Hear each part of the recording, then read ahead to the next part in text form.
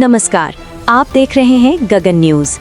गढ़वा जिले के डंडई प्रखंड मुख्यालय में दिनांक 2 मार्च 2026 दिन सोमवार को यूजीसी के नए नियम को लेकर एससी, एसटी और ओबीसी समाज के लोगों ने एकजुट होकर कार्यक्रम आयोजित किया और नए नियम को लागू करने की मांग की।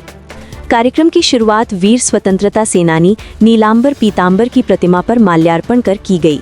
प्रखंड के अलग अलग कोनों से हजारों की संख्या में लोग इस कार्यक्रम में शामिल हुए।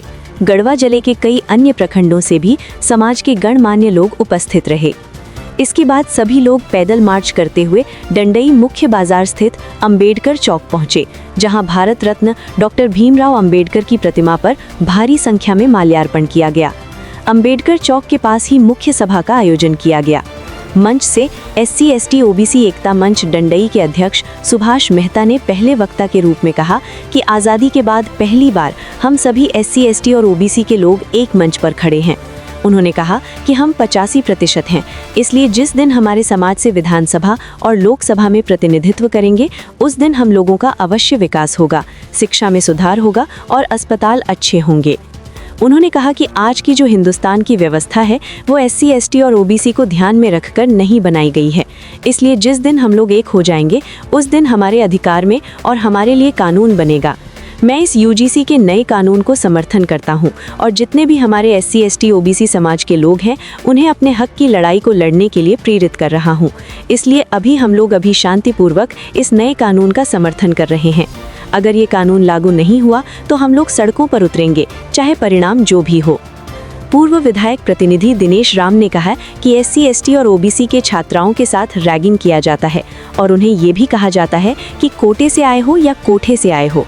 उन्होंने कहा कि इस तरह के घटिया शब्दों का इस्तेमाल किया जाता है जो बेहद निंदनीय है और इसे बंद होना चाहिए। वहीं समाज सेवी अशोक प्रसाद ने अपने संबोधन में कहा कि हमारे बड़े भाई स्वर्ण जाति के लोगों का थोड़ा सा नाखून क्या कटा, पूरा तिलमिला उठे।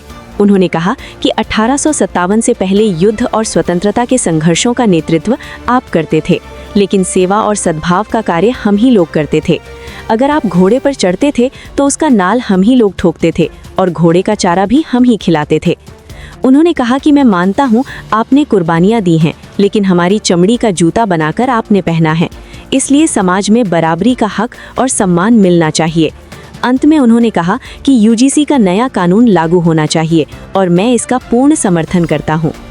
इसके बाद अन्य वक्ताओं ने भी बारी बारी से अपने विचार रखे।